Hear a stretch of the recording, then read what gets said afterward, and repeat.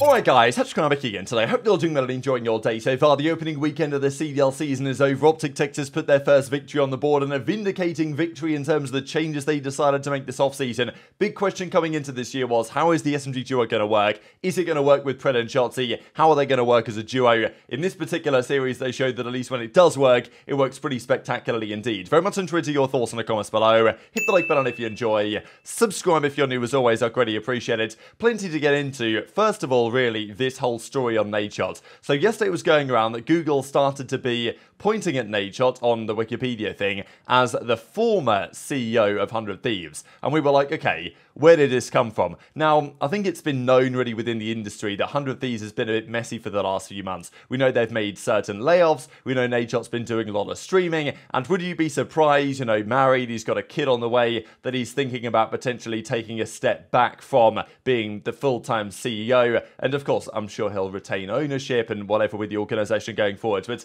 there's restructuring at Thieves for sure. They have that like video game division which they're spinning off elsewhere. There's other things that, given the current state of esports, they don't really have the budget for. We know that their Call of Duty team is more built on a budget than the previous years has been, where they were a real contender for the last few years. Doesn't feel like that's going to be the case this season necessarily with the roster they've bought. And look, it's a rebuild process. It is what it is. But Thieves as an organization they've really gone from being the hottest property in esports a couple of years ago to an organization, even on the content side, which is somewhat more underwhelming at the moment. So I'm not massively surprised to see changes, but I think that whatever's happening with Nadeshot, obviously wishing massively the best, but for whatever reason, I think even Valkyrie as well, she removed 100T stuff from her bio, and then she was like, oh no, well I'm just using my bio to promote my whatever. But I'm like, did you necessarily have to remove 100Ts? I don't know. And then Nadeshot does the same thing. We see his Twitter bio here, there's nothing in it anymore. There's no, no 100Ts. So Nade was then on stream last night talking about this and basically said that don't listen to any of the noise, nothing is true until I say that it's true, which some people will take to mean, well, it's true, but I just don't want to talk about it yet. So I don't know, I mean, I just don't see great reasoning why they would he'd have to remove 100T from his bio, because even if he's potentially stepped down as CEO or thinking about it or whatever, I'm sure he'll retain some sort of ownership, and unless, I don't know, the board have other things to say. I don't really know what's going on there, to be honest, but I just thought I'd give you guys the update on it because it's definitely a big story. And there are people joking around as well that, oh, Nadeshot's leaving 100T to become Vegas Legion's CEO. After that performance in Thieves, I knew it was chalked. But to be honest, after the performance in Vegas today, or yesterday, sorry, he might well know that it's chalked as well. And then people were joking about it, right, with, of course, Drazah, formerly of 100 Thieves, now of FaZe, had a pretty decent result against 100 Thieves or Los Angeles Thieves yesterday, and you'll didn't get the news guy says current CEO of 100T. So wishing the best, of course, from Nade, and we'll see what happens there, but I'm sure this isn't the last of the updates on this we're going to have over probably the next couple of weeks, I would imagine. Drazah as well was kind of twisting the knife in Thieves and saying, you'll wish you were me, which is, it's just funny how it works, isn't it? Drazah's on Los Angeles Thieves, one of FaZe's, if you're a FaZe fan, Drazah probably be one of your most hated players over the last couple of years. Now he joins you,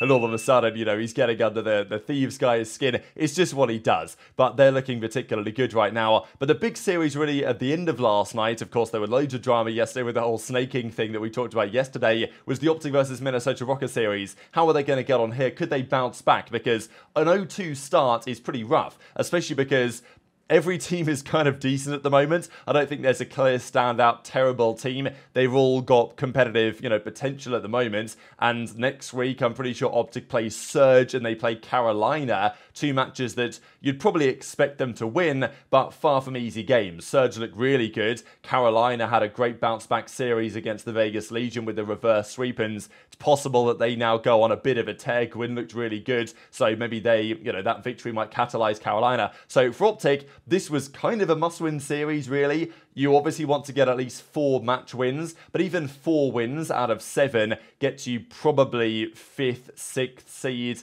something in that ballpark. So that means you're playing you know, a reasonably top seed for the major. So you ideally want to have 5, 6 wins out of 7 if you possibly can. And an 0-2 start doesn't necessarily accomplish that. So OpTic needed to beat Rokkr last night. Rokkr, to be honest, it was funny because when they played Vegas, they looked actually quite good in the respawns, but they were terrible in search and destroy. Whereas in this series, it was actually almost the other way around. So it's early days. It's tough to read too much into this. And we talked during the early OpTic scrims exactly how they were setting up their, you know, their time, right? Who was getting the time, who was running around and getting the kills.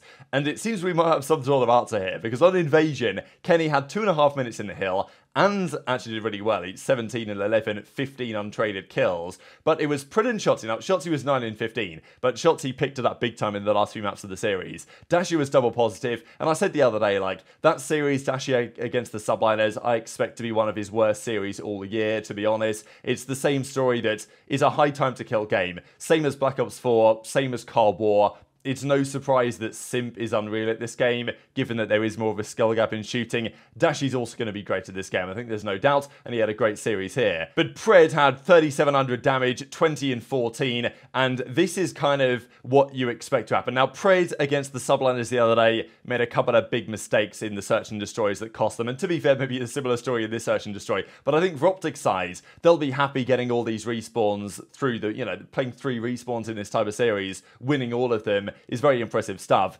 and it's just the SMG duo that was coming different today. So that's the key, really, for OpTic. Simp and aBeZy have played together for a very long time. They know what they're doing, they know what's going on. But for Priestahh and Shotzzy to figure it out, that really is the big question. Now, the search and destroy, however, OpTic had some good chances here. They went up 5-4. They probably will feel like they should have won it again. Another round 11 that doesn't go their way, which is, you know, it's an early trend for OpTic. I wouldn't say it's going to be decisive or anything, but let's be honest here, right? They've played 3 search and destroys, they've gone to 3 round 11s, and they've lost all 3 round 11s. Now, those, of course, could have all gone a different way, and it's close fought affairs, but still, you know, ideally, you'd like to at least have won one of the round 11s, because it brings up questions about ice, you know, and clutch factor and stuff like this, that if you're always losing round 11s, what does it say? But it's only 3, it is what it is. So they do lose the search and destroy in the end to Minnesota Rokkr, but I think, if anything, OpTic will be quite happy with this. And I think this is true for many teams as well at the start of a game. You don't necessarily want to be the best team in the game hands down at the start of the year. It's relatively rare that the team that's the best right now is actually also the best at the end of the year. Typically, they're kind of close, and maybe FaZe are FaZe, so they might be built different. But even a season like Team Caliber World War II,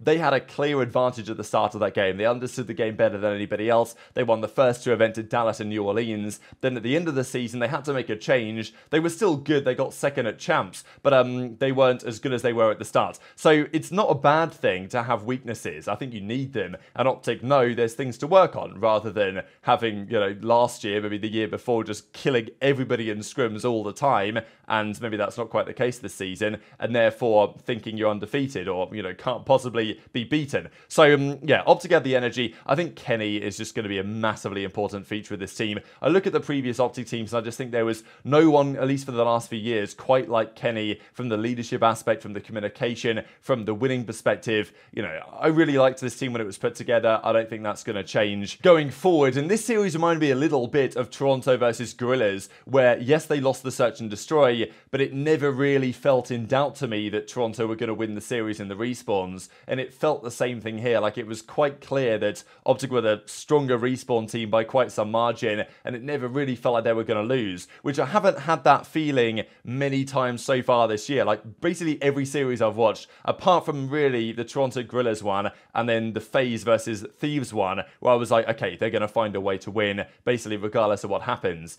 OpTic's the only other team that's given me that sense, really. They go then to the Skid Row, final map of the series as it turns out, and this Skid Row is funny, right? Now look, after the break, they're going to play on the new patch update. There might even be another new patch update over Christmas, I wouldn't be surprised. There were rumours there's going to be big changes. Maybe we've already had the big changes, and there will be significant changes. But as it stands, the game is still playing on the old patch. They understand the spawns better, the pros, and it's funny because P2 Skid Row is such a money hill, as there are many money hills on this game, that Kenny was basically there immediately. Went to the first hill, obviously, you know, some trades go down, and Kenny just hits the rotate to P2, and it's like, right, I'm going to stay here, guys, you try and contest, and I'll lock down the spawns, which is definitely one way of playing the game. There was also this moment where Shotzzy goes like kamikaze mode. Kind of wild, actually, this clip. And I thought this was impressive from Shotzzy. So all the nades are raining in. Shotzzy gets, I think he gets stuck accidentally, probably here by a Semtex. And he just comes flying into 3 of these guys. And everyone just explodes. He goes down. And all 3 of the Minnesota Rokkr guys go down as well. He actually killed Linz here with his gun, I believe, as he's sliding in. So somehow Linz goes down to his weapon.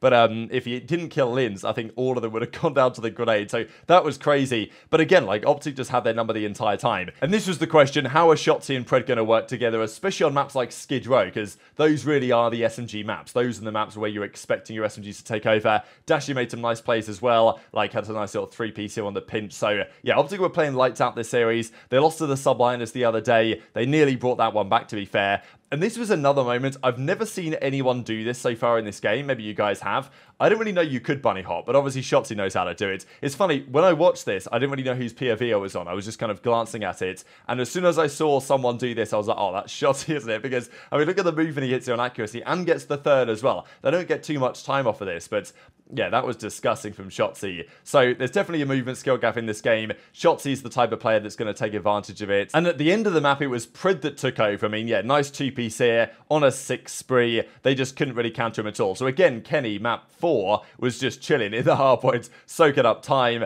And it was Pred and Shotzzy and Dashy as well who were really going to town. And okay, 250 to 193. It was competitive enough, but I don't think it was ever really in doubt that OpTic were going to win this, and they had the rotation sorted in time. So I think OpTic will definitely take a 1-in-1 weekend. As Kenny says, I'll just soak up the time. Don't worry about me. Still got a few small mistakes to fix and figure out some things in search and destroy. Appreciate the support. So I think this is the right mindset from Kenny, you know. You don't win one series and think that you've solved it. Like, there's still some things they want to work on. They know that absolutely. And I think it's a good sign for the team. And as Dashy says, yeah, went 1-in-1 on the weekends. These were the overall numbers here for the series. And this is what, if they can replicate this more consistently, this is what makes them kind of scary. Accuracy had a 0.7 as well, by the way, if you guys can't quite see that on screen, but I'll zoom in a little bit more just so we can see what happened on the OpTic side of things. Shotzzy with a 1.2, Pred with a 1.35, 82 kills, 81 kills. Shotzzy had a lot of damage. Dashy there had the most damage in the lobby with a 1.26. Kenny was slightly negative, but was soaking up all the time. So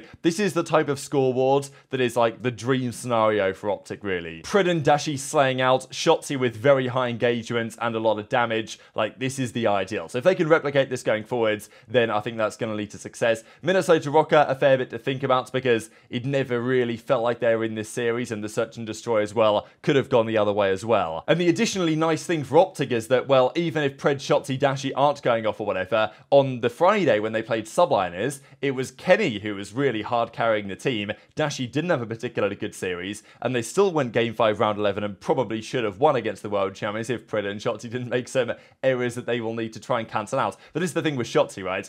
If you restrict him doing what he wants to do and making those gut instinct plays, making those intuition plays, he doesn't make that play for the nice 3-piece that we just saw, or he doesn't make the play for the nice 3-piece on Terminal, Search and Destroy map 5 against the Subliners that we saw. So you want to go both ways in it, but still, in that series, it was really just the Kenny show, and Shotzzy did well on the map 5 as well to take them to that situation. But they don't need Kenny to play well, or like to drop crazy numbers. But if he is required to step up, he's one of the most mechanically gifted players we've seen in COD for a long time, and is an incredible leader. So it's just, yeah, OpTic have all the pieces. There's no doubt about it as far as I'm concerned. They're starting 1-in-1. They're technically 8th place right now based on the map counts and everything like this, but I imagine that will change over time. So there's 4 teams 0-2. Thieves, Gorillas, Breach, and Rokkr. Those are the early favourites to start in losers, but of course, much can and probably will change between now and when Major 1 starts at the end of January. So very much enjoyed your thoughts in the comments. Hit the like button if you enjoyed.